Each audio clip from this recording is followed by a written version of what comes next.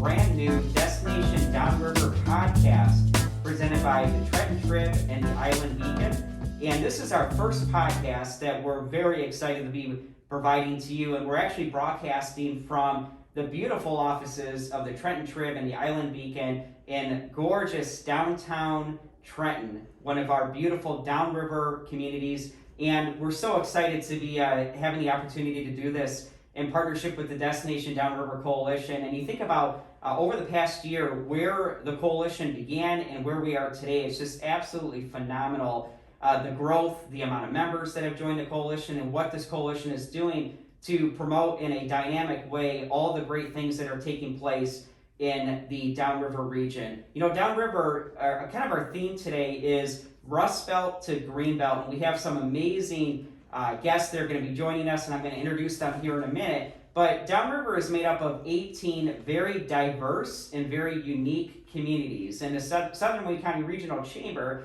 who is today's podcast, serves actually 21 Southern Wayne County communities, and 18 of those are what makes up the beautiful region of Downriver. So very excited to be partnering with our friends at the Southern Wayne County Regional Chamber, and I forgot to introduce myself. My name is Ron Henricks. I'm actually the president and CEO of the Southern Wayne County Regional Chamber. So we're so excited to be supporting today's podcast of the Destination Downriver podcast. So our guests today, we're very excited again to be joining with Mary Bowling and then Sue Trussell. And I'm going to start with Mary, who joins us from Michigan State University and also with the Downriver Linked Greenways initiative. And Mary, why don't you start off by telling us a little bit about who you are and kind of your community involvement here in the Downriver communities. Thanks, Ron. As Ron said, I work for Michigan State University.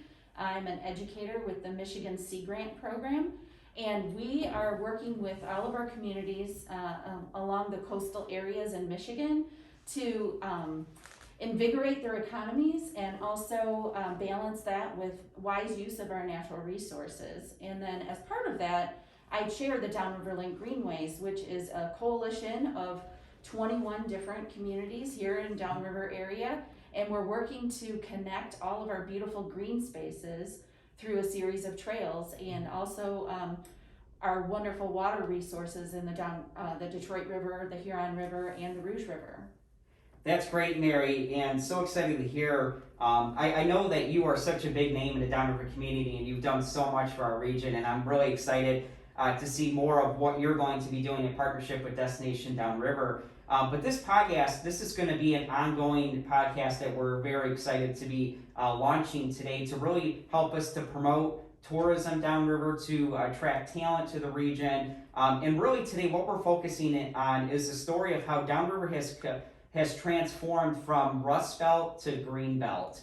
So when you think along the kind of the Detroit River, shoreline, and how it historically was really heavy industrial. And today, as a community, we're focusing on reclaiming our riverfront and making it more attractive with natural open spaces, attracting perhaps new developments and employers and things that will really build our community up into what we know it is, and that is a very special region. Can you touch on perhaps a little bit of how we've been working to transform from heavy industrial to more of a welcoming, open, green space type environment? Yeah, it's really an exciting time to be downriver because we are seeing so many spaces along the riverfront that are being reinvigorated and reprogrammed to allow for more public access. Mm-hmm. So we're seeing a lot of trail development, we're seeing a lot of green space development, and it's just really exciting because those spaces, like you said, they used to be maybe dedicated to industrial processes or manufacturing processes, and now we're seeing that we definitely are reintroducing those spaces for public access. So that's exciting. So Mary, I do want to talk a little bit about the economic impact of the trail system. And we all know that the Downriver Link Greenways initiative truly has a dynamic economic impact here in the Downriver region.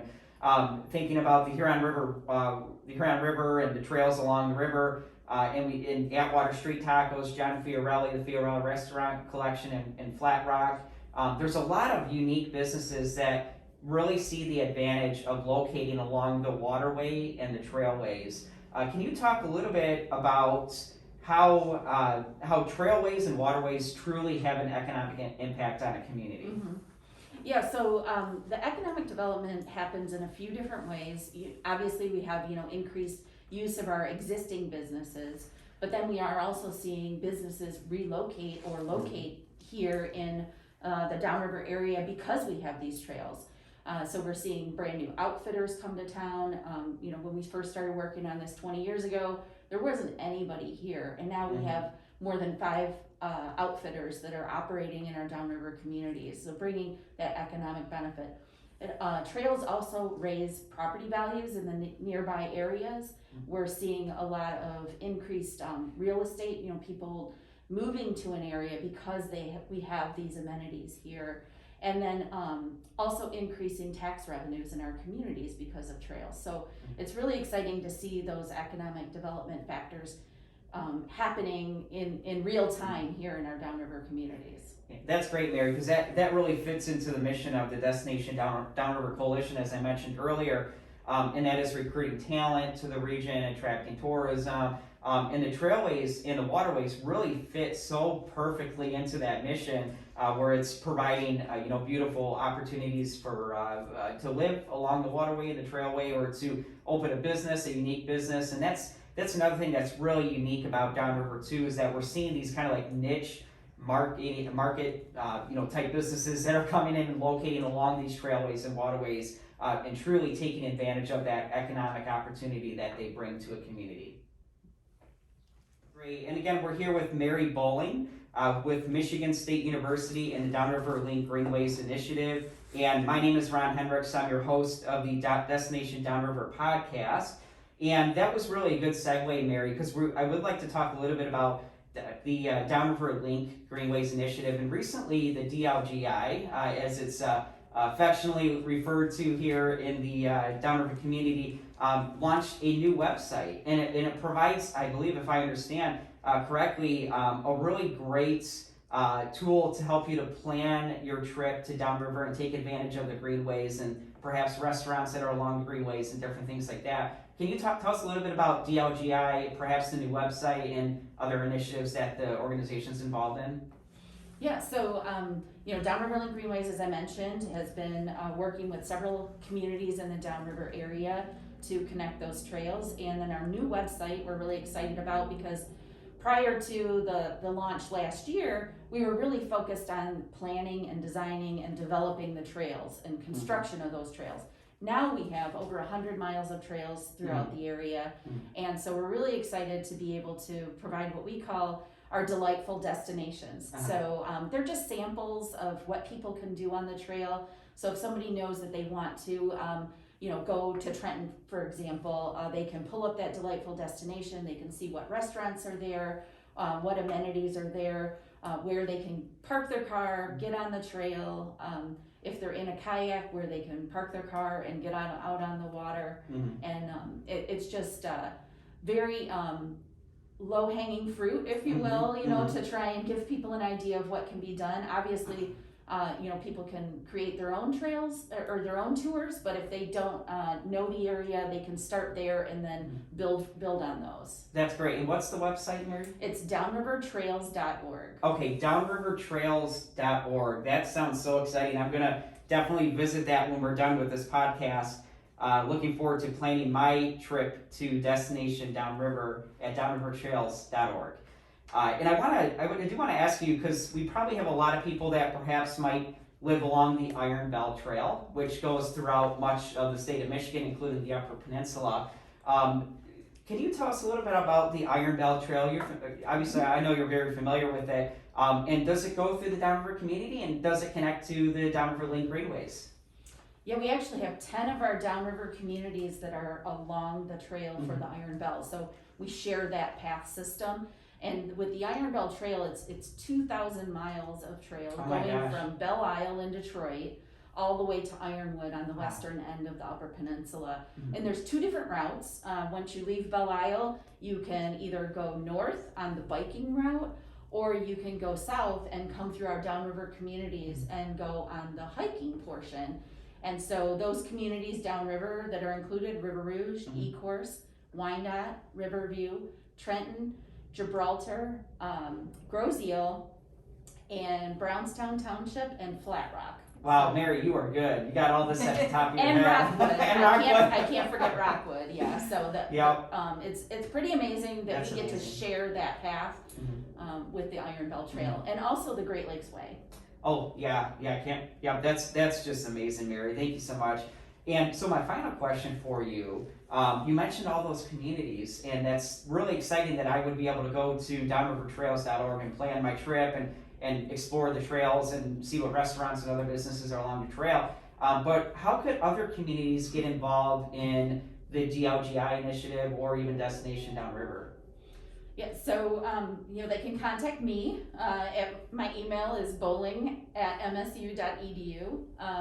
But the exciting thing is that they can actually go and connect with those trails that I mentioned through those 10 other communities. So we call those our links, obviously, for the Downriver linked Greenways. And so even a community that's not along those 10 that connect with the Iron, or that are part of the Iron Bell, they can connect up with. For example, I live in Allen Park, which isn't one of those communities I mentioned, but we're working with our leadership in the communities.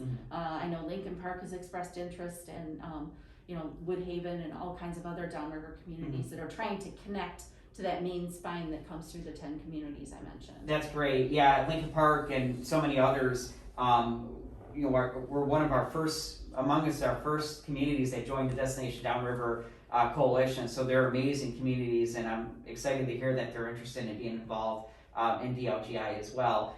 Other question I want to ask you: how is Michigan State involved in this initiative? And I know obviously your role, you serve at Michigan State University. So how does Michigan State play into all this? So, Michigan State University, the Sea Grant program that I work for, we focus on a number of different initiatives, including healthy coastal ecosystems and resilient communities and economies. And so those 2 focus areas really come together around this trail effort. And so they allow me to be chair of this organization because it really helps support the work that's being done by our local communities and all the decision making that happens at the local level that we can assist in and provide research behind, and do some of the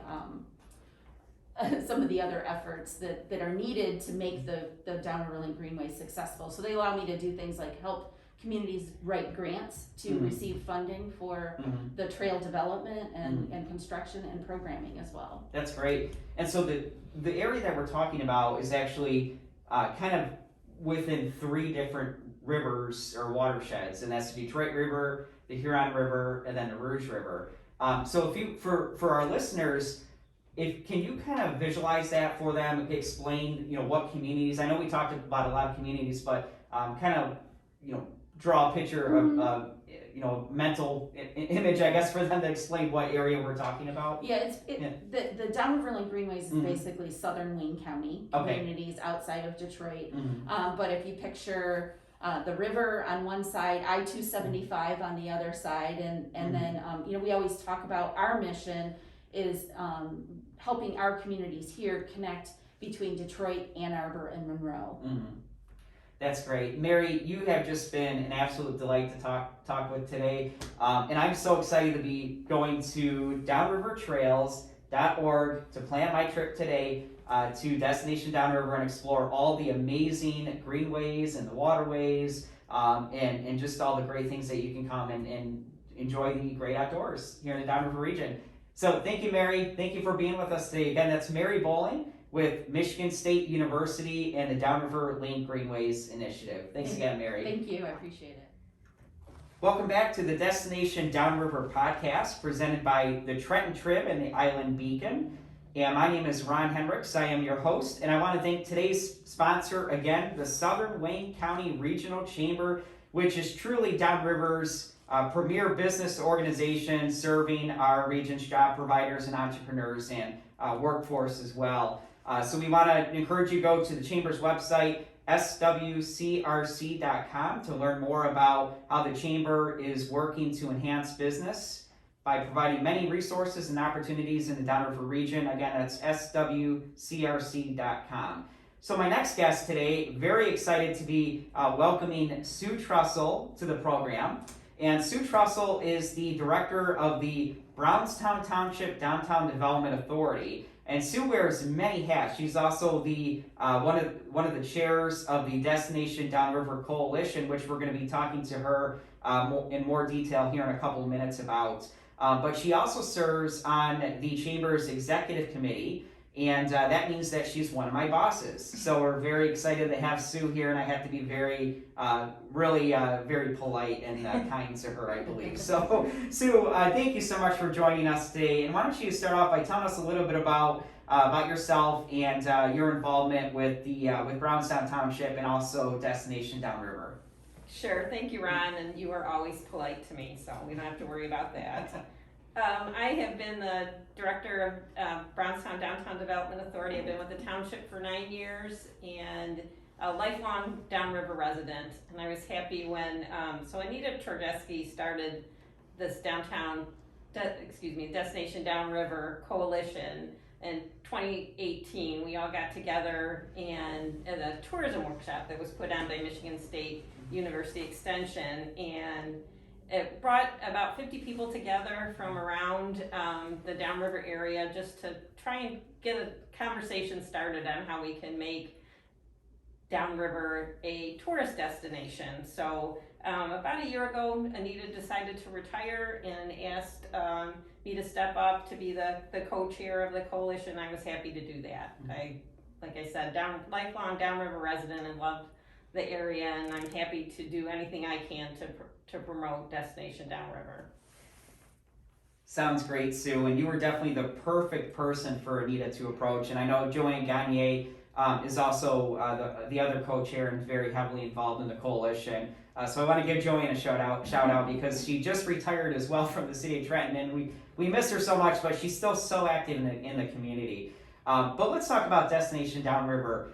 One thing that, Sue, you've been so active in since the beginning of this coalition is really being a champion behind sharing information to communities and why they should buy into the coalition and be involved.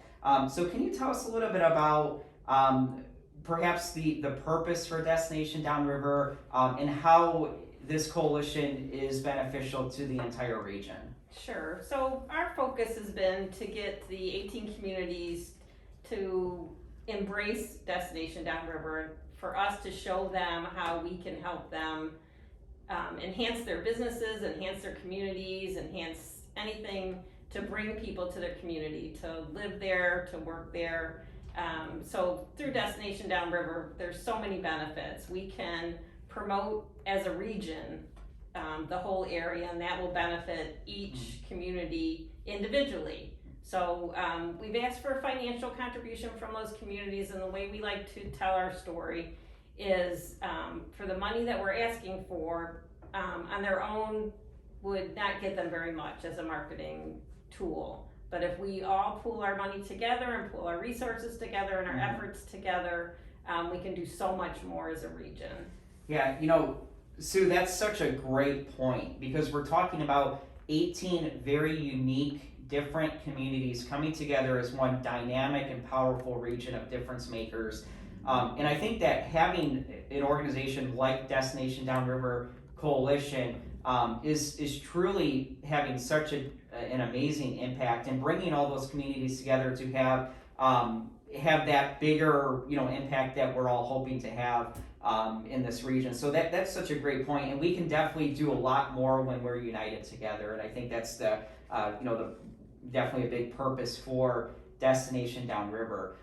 So thinking about the beginning of Destination Downriver, and I know the coalition kind of formed out of a board meeting with the Southern Wayne County Regional Chamber, and it was Anita Tordeski who brought the idea up to our board, and the board loved it, and it kind of, became in this big regional effort, and it's so dynamic and powerful today.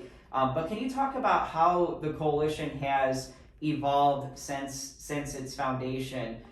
Maybe what was the original intent, and then it's really developed into something I think much larger today.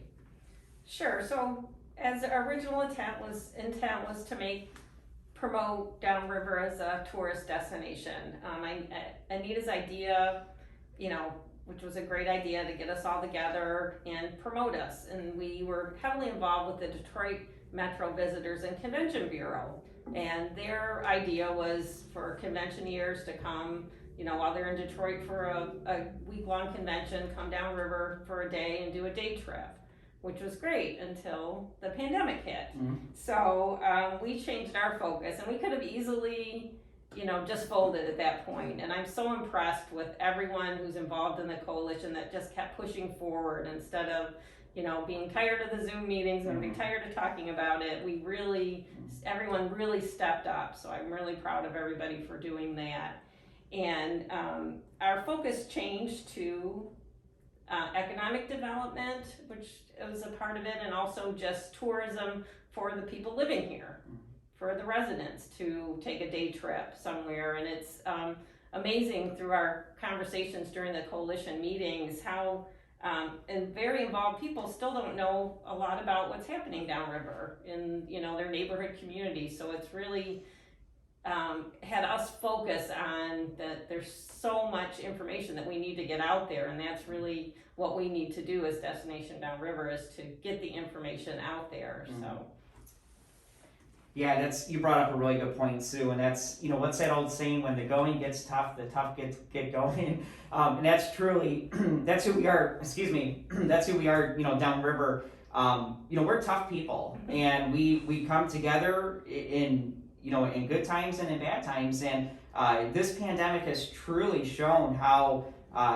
this community is so passionate about serving each other and helping each other, to not just survive, but to be a thriving region. And that's so great about Destination Downriver, is it has that ability to bring us all together and be united, as I mentioned before. So let's talk about the future of Destination Downriver, because we're still, during this broadcast, we're still kind of in the midst of the COVID pandemic, but we're getting towards the end of it, I believe, as we've had a lot of these uncertain times. But so now we're starting to think about, what does the region look like post-pandemic? And as you mentioned, we want to start, promoting daytime trips and things like that. So what are kind of some of the main initiatives that, or the goals of Destination Downriver on the horizon, perhaps, post-pandemic over the next couple of years?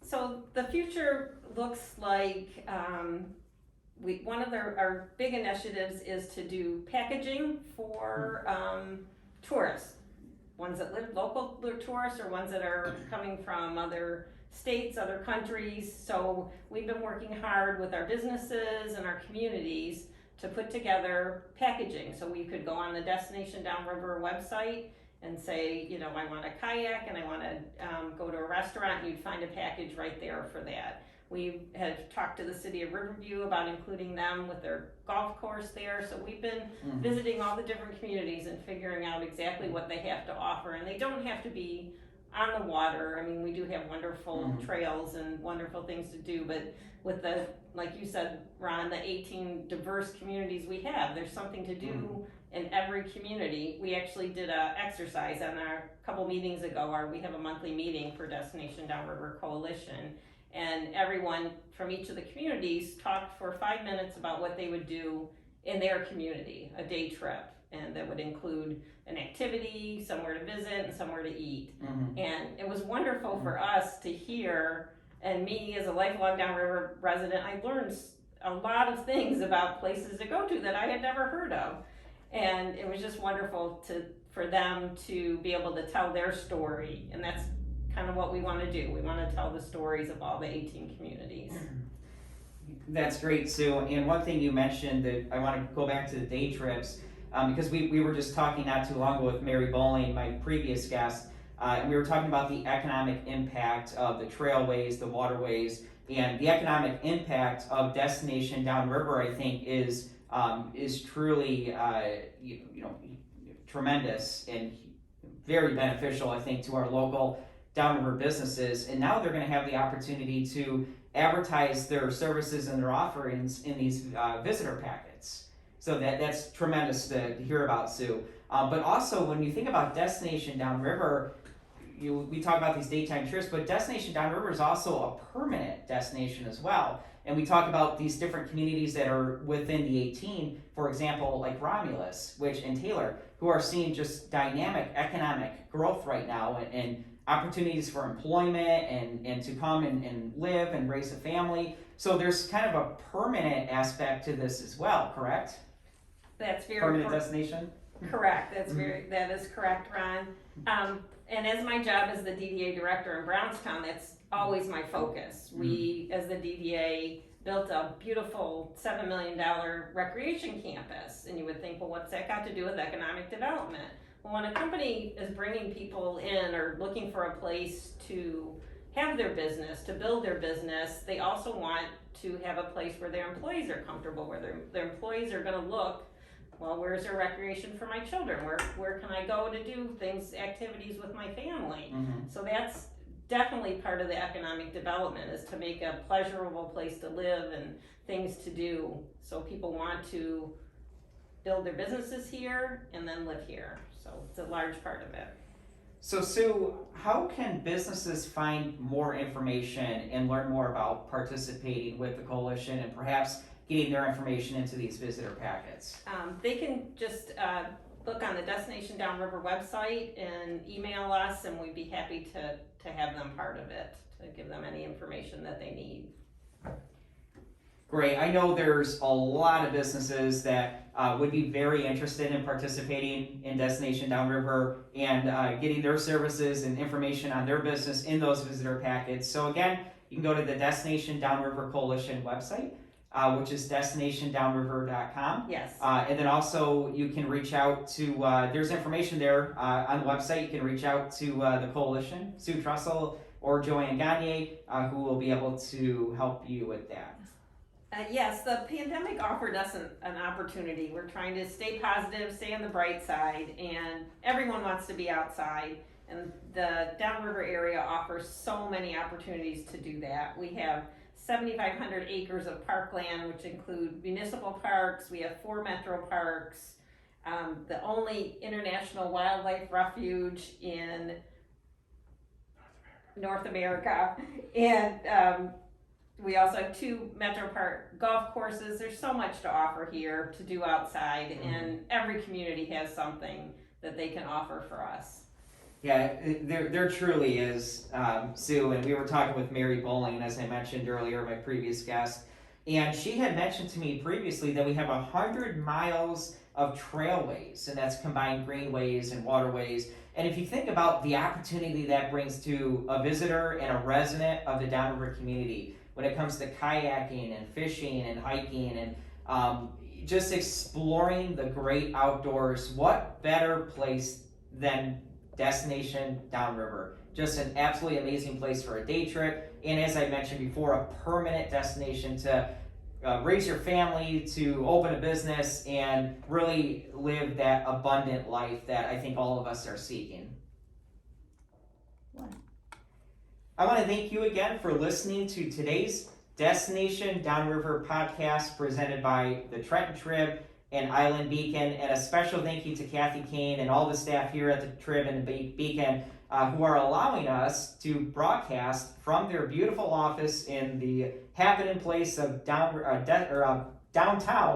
Trenton. So just a wonderful partnership, and we greatly appreciate that. Also, today's sponsor, Southern Wayne County Regional Chamber, who is very proud to support today's podcast. And I want to encourage you to visit swcrc.com to learn more about the Chamber, which is the premier business organization serving the Downriver community. So thank you so much to the Southern Wayne County Regional Chamber, today's podcast sponsor. Our next podcast will be broadcasting in July, so we want to strongly encourage you to join us for that podcast to learn more, as we have many speakers planned for future broadcasts here locally, regionally, at the state level, and also at the national level. They're going to be helping us to discover all the great things that are taking place here in Destination Downriver. So we want to encourage you again, tune in July, and you can find this podcast at many different locations,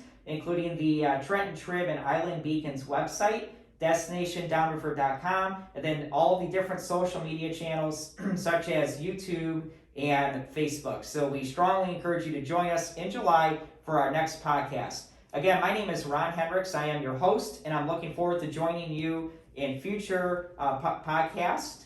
And we greatly appreciate you again. Thank you to our presenting sponsor, Trenton Trib and Island Beacon. And we're looking forward to seeing you next time on the Destination Downriver podcast. Have a wonderful day.